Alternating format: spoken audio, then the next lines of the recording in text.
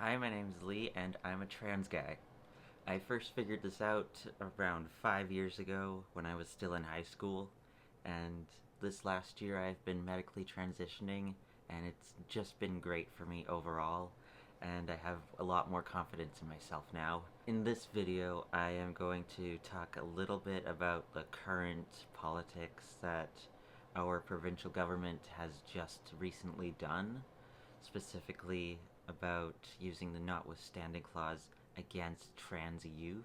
I'm also going to talk about my journey as an LGBT individual and some of my opinions on all of this right now. If you don't agree with me, that's alright. Everyone's entitled to their own opinions. This is just my opinion, and I want to get it out there. I first came out as bisexual around junior high school, so grade 7, grade 8-ish. I have attraction to not just guys, but also girls as well. Um, but over time that has evolved into something more similarly to pansexual, but I still use the bisexual label for now. In grade 8, I came out as non-binary because I did not feel completely like a girl, and I still don't, obviously.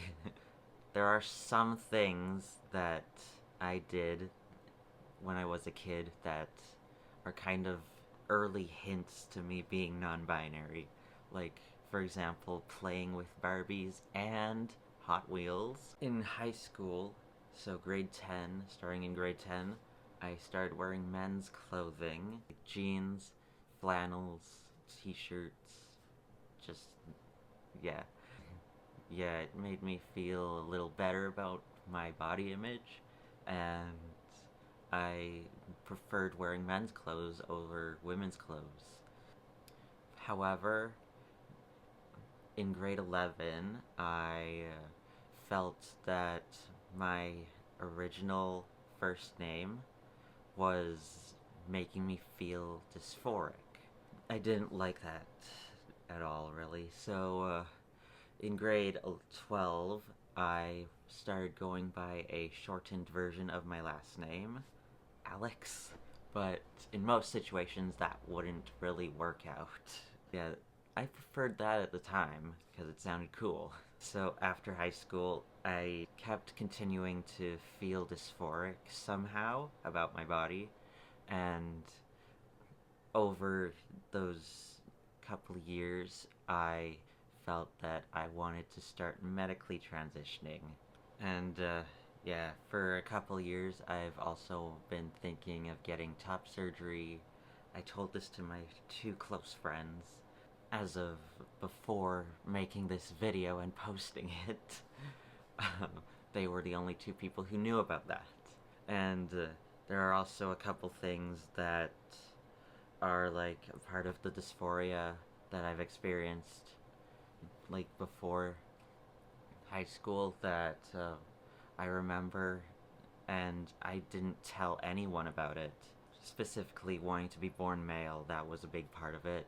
And like in junior high school, I went to church youth group with my friends back then, and I was getting a bit into Christianity. So yeah, around that time, I remember I also like actually actually prayed to God that I would wake up in the morning and I would have a penis attached to my body, which is like something that cannot happen at all. But at the time, I believed that that could happen if I really prayed to God. My spiritual beliefs have changed, and I know that that cannot actually happen unless you take control of your life and make it happen. From just last year, I remember this clearly. We had a couple wishbones, and me and my dad like broke the wishbones together, and I got the larger half of both wishbones, and my wishes, which I did not tell anyone until just now, were to be a boy and to be happy. Those were my wishes from those wishbones, and I won both of them by getting the larger end of the wishbone. So I guess that checks out. I am now a boy, and I am happy. And a few weeks ago, I was at a soap making class, and there was this one lady who was with her husband, and they are, let's say, witches, I guess. So, and at the end of the class, they gave out a couple tarot cards to some of the people who were there, including me, and I end up getting the Fool. And according to this little card that came with it, to see the Fool generally means a beginning of a new journey, one where you will be filled with optimism and freedom from the usual constraints of life. When we meet him, he approaches each day as an adventure in an almost childish way. He believes that anything can happen in life, and there are many opportunities that are lying out there in the world waiting to be explored and developed. He leads a simple life, having no worries, and does not seem troubled by the fact that he cannot tell what he will encounter ahead. And I interpret that as continuing on in my trans journey, my journey as an LGBT individual as a whole, and yeah, I'm a lot happier, and I know I'm gonna be a lot happier in the coming years with my medical transition, and yeah, it really hit me hard there seeing that. So I don't want to talk about this, but I feel an obligation that I have to. Recently, the provincial government has used the notwithstanding clause against trans youth to reinforce their bills, which were still being in process of coming into legislation or not. And the government felt the need to use the notwithstanding clause in order to reinforce those bills so that they would come into legislation no matter what.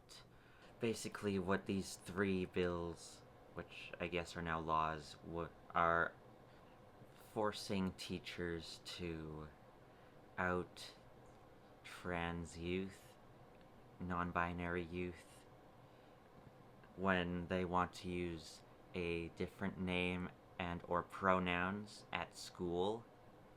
And yeah, not all parents are completely supportive of this kind of thing. Now you need parental permission in order to be called your true name, or in order to be called by the pronouns that you prefer, that you feel represent you. One of the other ones was like gender affirming healthcare. They're limiting it to just people over 18 in the province. And I don't completely agree with that. Like, yes, some things like bottom surgery would be better to get after you're 18, but specifically HRT, puberty blockers, those kinds of things, I think it would be best to just get parental consent. Specifically puberty blockers. Those help people who are either going through puberty a little too early in life, or people who do not want the effects of puberty that early in their life because they feel that they are transgender.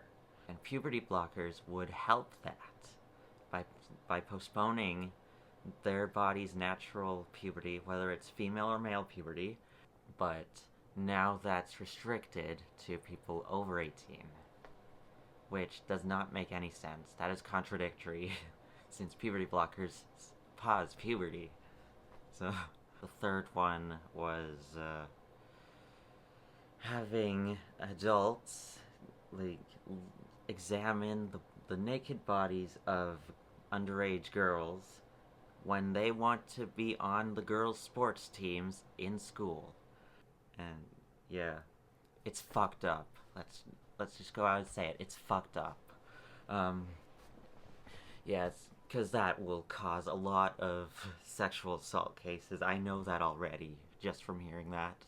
And it will cause a lot of trauma. So that's the three things that they put into legislation with the notwithstanding clause forcefully. And yeah, it's messed up.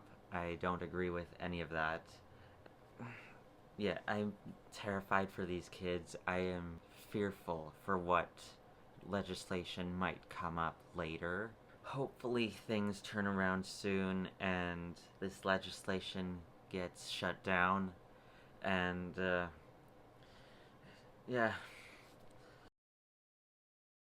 if you if you are a trans youth and you feel that you are in the wrong body, that you were born in the wrong body, if you have that strong feeling in your soul, in your heart, in your mind, if you feel that, and you feel dysphoric, that you are not the person you wanted to be, that you imagined you would be, then you should be able to have access to gender affirming care. Like, to be able to have people call you by what you want to be called, how you want to be referred to. No one should be allowed to tell you that you are someone that you are not, that you know that you are not. No one should be able to persuade you into believing that you are someone that you are not, that you know you are not. I'm sorry for what all you trans youth are going through, and I hope that the rest of your lives get a little better later on, or hopefully in the coming months, in the coming year.